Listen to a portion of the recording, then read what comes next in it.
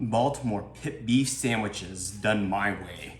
I'm gonna be making some, or trying to attempt to make some Baltimore Pit Beef Sandwiches, but I'm gonna, again, kind of go off the beaten path. And I don't know if anybody from Baltimore, if they ever watch this, if they will think this is sacrilegious, but I'm gonna go ahead and put my 4-pound bottom round roast in a little bit of a marinade using the Dakota buckaroos that I've talked about in my shish kebab video. This is made right here in Nampa, Idaho. It's phenomenal. I freaking love this stuff for marinating beef. Not steaks necessarily, but like kebabs that we did, like the chunks of New York strip, roasts and things like that, even like beef ribs at times. Steaks, I just, salt and pepper and then baste in a pan with butter and whatnot. But I do love buckaroos. It's got a nice smoky flavor to it. Soy-based, it's not overly powering though, like other marinades that are soy-based, and so I'm not worried about marinating, especially huge cuts of meat like this for a long time. I'm not gonna do that today. I'm just gonna do a light marinade for like maybe 4 or 5 hours with some rosemary, some garlic that I've already taken the liberty of cutting in half and peeling. My garlic press is small as shit, and so I have to cut them in half. But just for, like maybe 5 hours, 6 hours, and then I will actually take it out and rinse everything off, dry it with paper towels, and then I'm gonna put a rub on it with some Kinder pepper, salt, and garlic rub. Typically I make my own. I saw this at the grocery store. It's a Kinder's brand, and I'll show that here when I go to do that. But typically, like I had mentioned, I make my own, and I saw this, it looked good, so I thought I'd give it a try. But we'll go ahead and get started. And so like I said, I've shaken this up really well. That's what they recommend doing. There's a lot of herbs and garlic chunks, onion chunks, and things like that at the bottom of it, so they recommend shaking it up so you get all that deliciousness when you go and marinate. And I have my 1-gallon bag here, so I'm going to take my roast. Like I said, this is a 4-pound bottom round, and I probably should have folded down the lips of this so I can get meat and stuff all over it, but I am not too worried about it. I don't know if that's gonna go in. Looks like it did. Wash my hands real quick. I'm just gonna take a little bit of a paper towel. Again, I probably should have folded down the tips of my bag here so I can get meat all over it. I'm not as worried as with beef as I am, say, with like fish or chicken or pork, even for that matter. But that's fine. And so with the rosemary, I'm actually not even gonna chop this up. I'm just gonna take it right off this stem here. And I like to make sure that both sides get enough on it. So I'm gonna open up the bag a little bit and make sure that rosemary needles, I guess, are going off. And I'll go ahead and just throw the stem in there too. But I wanna make sure that that gets all the way around. And then we'll do the same thing for the other side. And I know, again, I guess the part of the sacrilegious part that I was talking about, I don't think, like, if you went to Chaps in Baltimore, I think that's where pit beef originated from. I don't even think that they season. I think that they just throw it right onto their open grill, and they are using lump coal, I should say. And I actually am going to be using the same. But like I said, my wife has a hard time with just eating like beef, so she needs like A1 or whatever else. So to kind of appease her, I'm gonna marinate it just for a little bit. Again, I think some people season it, some people may marinate it. People in Baltimore, I don't think that they do anything to it. I think that they just throw it on the grill and go for shit. Which I would love to go to Baltimore at some point and try a real pit beef sandwich. And same with the garlic. I just want to make sure that I'm getting that all the way around. These are about 5 cloves of garlic, maybe even more than that. I mean, obviously I have like 8 halves here, so yeah, it is. But just get some nice fresh garlic flavor into that. And so, perfect. I'm gonna finish getting the garlic pressed on here, and same thing with the rosemary. I just want to make sure that I flop it over and get garlic on each side, so when my bag is sitting, you know, and I'm flipping the bag because I do rotate my bags when I'm marinating. If I'm doing a long marinade, I'll do it like, I'll split 24 hours because I'm doing this in such a short period of time. I'll probably just go out and do it like every other hour or so, just to make sure that everything's getting marinated appropriately. So, all right, I'm gonna finish squeezing this and I'll be right back. Perfect, so this is kind of what you're looking for. Like I said, I just kind of rub the garlic around a little bit and the rosemary to make sure that it's covering quite a bit. I mean, it doesn't have to be perfect by any means. It'll all get flavored well enough. And then I'm just gonna dump a little bit of this in. I don't want a ton. Again, I'm not trying to like overpower the roast and the beef flavor with the buckaroos, which can happen at times, you know, if you're not careful, depending on how big your cut of meat is and everything else. The buckaroos can be a little overpowering. Again, I absolutely love it. And so there are times when I do want that and times that I don't. But this is just gonna sit in the fridge for, like I said, about 5 hours. I anticipate the cook on this maybe 2.5 hours. I'm gonna roast it for a little bit and then sear it over some hot lump coal. And just get that nice char on it that you're used to seeing out of Baltimore pit beef. And hopefully it turns out I bought myself a slicer so I can slice this paper thin. Like, I'm going all out on this. But let me get this in the fridge and we'll be back because I'm gonna go ahead and make my tiger sauce as well. I want all those flavors to meld together over a period of time. I don't want to just make it and then dump it on a sandwich. I want to make it and then have it sit for a little bit, and like I said, all those flavors to kind of meld together. But we'll be back. Tiger sauce time. So in a bowl here, I have about 1.5 cups of mayonnaise. Honestly, I was at the end of a jar of mayonnaise and I want to fucking save half a cup for tuna sandwiches or whatever. Maybe I should have, but I'm just gonna use it and make all this because the 4-pound roast that I have up there is only feeding 4 people tonight, and so I will be eating on it for a little bit, and I want some extra tiger sauce to go along with that throughout the week. When I first researching pit beef and people kept mentioning tiger sauce, I was thinking of tiger sauce. Hell no, that's not even close to what this is. This is a mayonnaise and I believe sour cream based sauce. I think, again, traditionally it's just mayonnaise based, horseradish, and maybe some salt and pepper, and that's about it.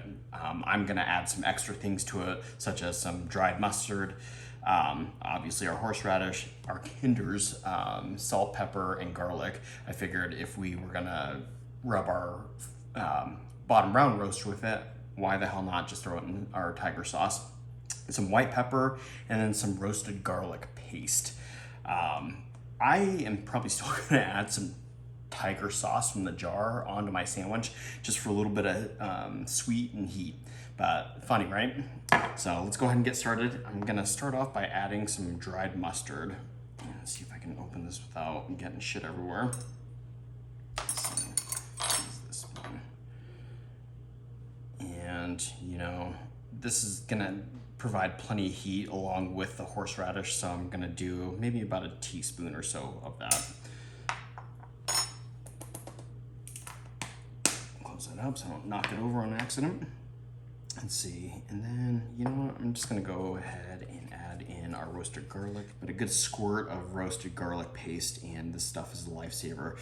Again, this is something that I probably wouldn't necessarily add fresh garlic to because it's not pleasant to bite into a fresh garlic chunk, which is why the garlic pastes are perfect for things like this. A couple dashes of white pepper, and this is going to be spicy. White pepper sometimes is even spicier than traditional ground black pepper. Our Kinder salt, pepper, and garlic mix. And again, I'm not measuring anything out here, folks. You can choose to add in or take away whatever of these, or just use plain Jane salt and pepper and then garlic powder. Not that I necessarily need the garlic. And as you can see, this Kinder stuff has dried garlic chunks in here. Hopefully you can see that. But some dried garlic chunks in here, so it's gonna be kind of garlicky, but again, I freaking love garlic. And you know what, I'm actually gonna grab some just ground black pepper. as well.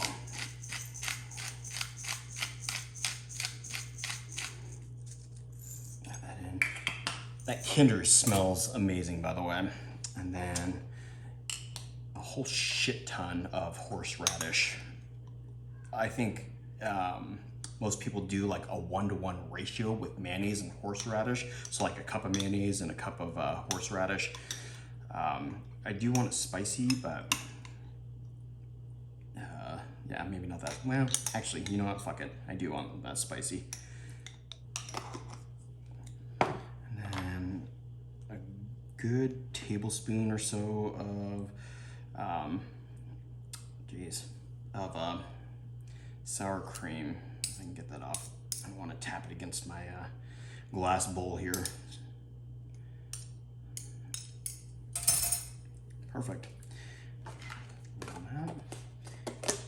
Like I said, I'm making this in advance because I want all these flavors to kind of meld together. And so I'm just taking my tiny ass whisk here and I'm just gonna mix all this stuff up. And then we'll taste for seasoning to see if I need to add in any more salt. But I think that will be good. I want this kind of mellow. I don't want it to be overly salty. I do want the spice from the black pepper, the white pepper, the Coleman's, obviously the horseradish. But this is basically the way that I make my horseradish sour cream dip for prime ribs and things like that, minus the mayo. I don't put mayo in my horseradish sauce for prime rib. Maybe I will though, especially after this. That looks just about perfect to me. Hopefully you guys can see that good. Taste. I'm gonna go ahead and add in the rest of this horseradish, I think, honestly.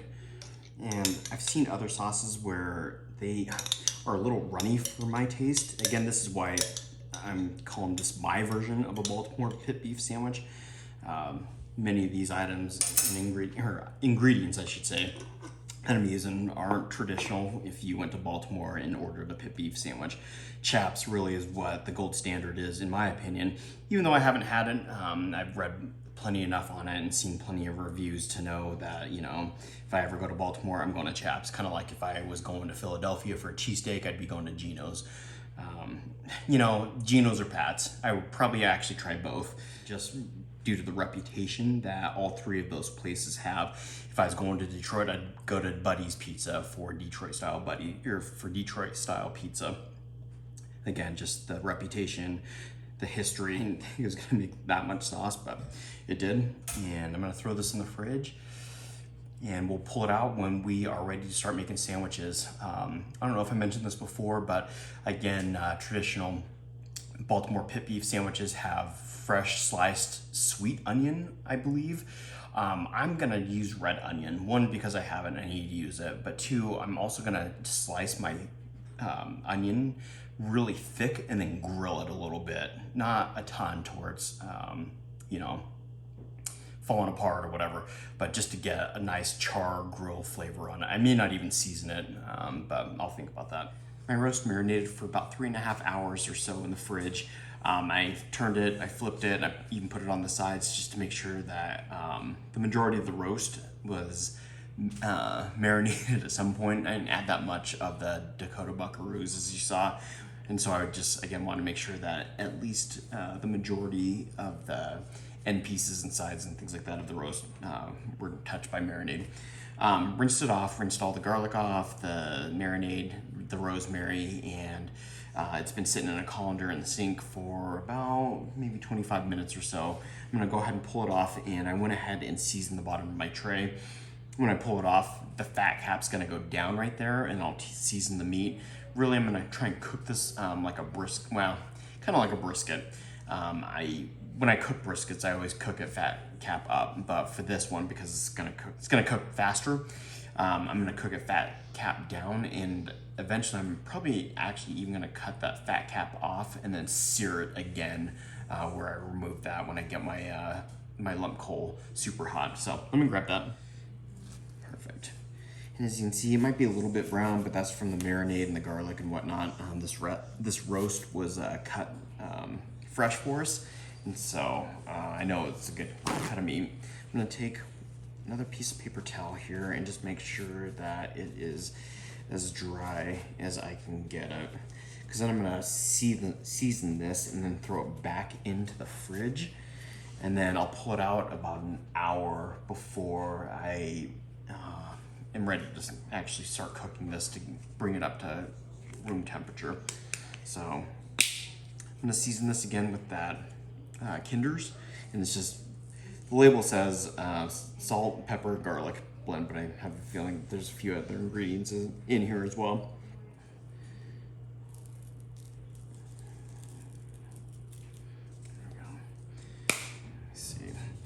Just take it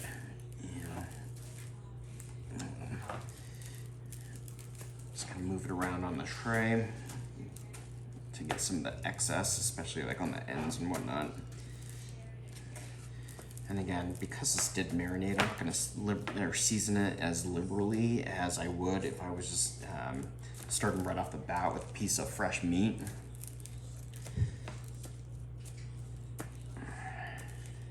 Perfect.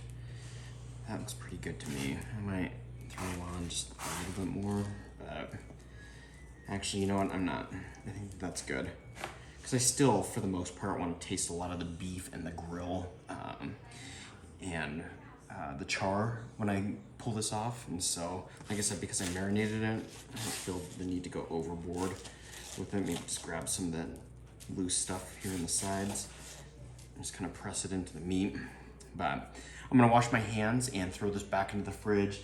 It's about 1:35 right now, and so I plan on throwing this on, you know, about 3 o'clock or so. So maybe just like, I don't know, 45 minutes in the fridge, just kind of let this set, let all the spices and salt and pepper and stuff like that get into the meat. And then I'll start my coals, or I'm gonna use a little bit of charcoal and then obviously some lump coal. I'm gonna roast it for maybe like an hour or so, and just keep moving it around the grill to make sure, again, I'm getting a nice sear on everything, and then like really crank up the heat and get that nice char on it that we want. So as you can see, our coals are on and they are gray underneath, and I threw some lump coal on top of that because the coals that I lit and got hot were just existing coals and they were gonna burn out soon. I'm not overly worried about a lot of smoke coming off of it, and frankly, if it does, then it does. But let me get this roast on. I thought about searing it, but I think I'm just gonna throw a fat cap down on obviously the cooler side that you see right there. Put the lid on it and let it do its thing. It's about 3:04 right now, and I will check on it again at about 3:45, 3:50 or so, just see how we're doing. Move it around, make sure that everything is getting a nice even color on it. There's our roast. Sweet. Let me get this on. We'll kind of keep an eye on that temperature gauge, and as you can see, I turned my top vent down about 1/4 of an inch, at about the size of the width of a pencil actually, and we'll just kind of keep an eye on the temperature. The internal temperature that I'm kind of shooting for is about 120 degrees or so. I'm looking for a nice medium rare, and so when I go to put this and heat it back up, I'm not overcooking the meat. So my bottom round roast is on right now, and again, you saw how I set my grill up. I didn't use any baskets. I have baskets. I just decided not to. It's gonna make it a lot easier for when I wanna really crank up the heat on my grill to get that char on it. Also, when I threw that on, I didn't pull it out an hour ahead of time to bring it up to room temperature. I just let it sit in the fridge the entire time. All those bits and pieces of garlic and salt and pepper have kind of sweated into the meat a little bit to help season it. And if some of those happen to fall off, I'm not worried about it because, again, we marinated it for about 3.5 hours in that Dakota Buckaroo sauce. So I took a subset of my tiger sauce in there, and I'm gonna go ahead and chop up some chive into it. One, to add a little bit of color, some flavor. And I didn't do it before because I didn't really want it to wilt. Plus, I wanted to leave an untarnished batch for later in case I decided I didn't really like the chive in it or whatnot. Again, this is non-traditional tiger sauce. I don't even know if I can call it tiger sauce legally. I'm sure somebody's turning over in their grave right now. I'm gonna slice some red onion, some thick slices of red onion, and then split some jalapenos in half and de-seed those and devein them, and then throw those on the grill and throw those on a sandwich as well. Again, what traditional pit beef is, this is the way I'm gonna do it though. So let me chop some of these up real quick.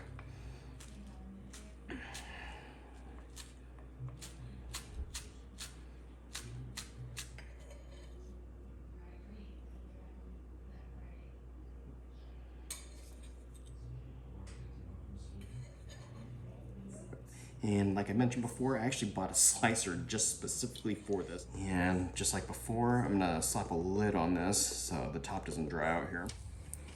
All right, so this has been on for about 40 minutes or so, and I'm just checking on it. Still looks like we have quite a bit of life in our fuel, which is why I turned the vent down. I actually turned it back up a little bit. Oh no, actually I turned up the top vent, as you can see there. But this is looking good. It smells fabulous. I might actually switch it and turn it around so this side gets more color, as you can see. Yeah, that looks and smells freaking awesome. Woo. It's hot. All right, let me flip it.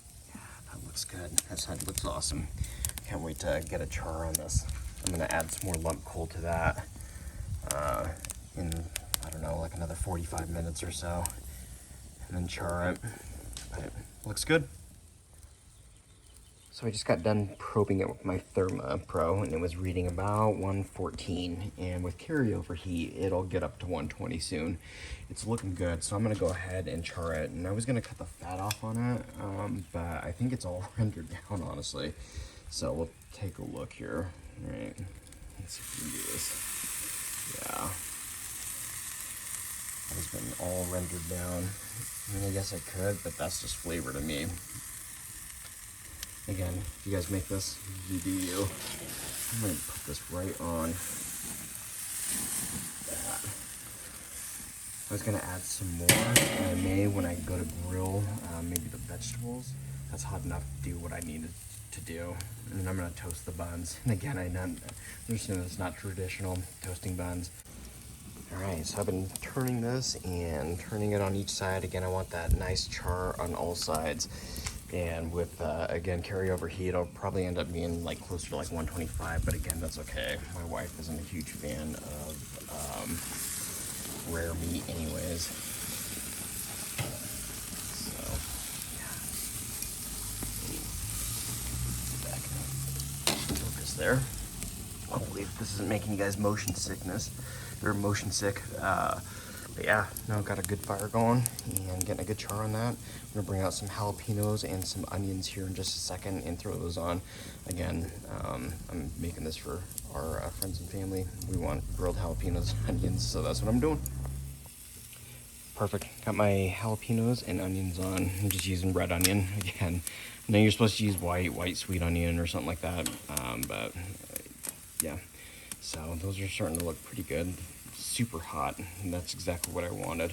And I just deveined, de-seeded, and then halved, deveined, and de-seeded the jalapenos. I didn't do anything fancy, and then just cut wheels of red onions to grill and go on top of that. But that is looking delicious. Like I said, it's got a nice crust on it. That's exactly what you're looking for. Well, in my opinion, anyways, in our household. But I'm gonna flip this stuff and continue to cook. I'm not gonna bore you guys with the rest of that. So, all right, so my roast has been resting for about 10 minutes now, and I'm gonna start slicing it on my slicer. Let me set it real quick to what I think I want it. As hopefully you guys know, when you slice meat, roast or steaks or whatever else, I guess depending on what type of steak, flank steak would be a great example. You want to cut against the grain, and so I'm going to try and find the grain. I know it looks like it's running right here, but I think that it's running that way. So what I'm going to do is I'm going to start off cutting on this side, and then I may end up switching it around. But I want to make sure again that I'm cutting this against the grain for the maximum tenderness that we can get out of this, especially on a tough cut of meat like this. because I don't know that that is gonna fit. And that's what we have. Most people might think that's a little overcooked. It is a little overcooked, but I wanted to cook it a little more than normal, especially for my wife's preference and friends that are coming over. They don't typically like a lot of raw, but that's fine. I'm gonna set that down, and I'm glad all these juices are coming out, because once I'm done slicing it, they're gonna go back into the juices and get coated. Perfect, now we're going. That's kind of what you're looking for right there. Hopefully you guys can see that good. I kind of did a crappy job about setting this up.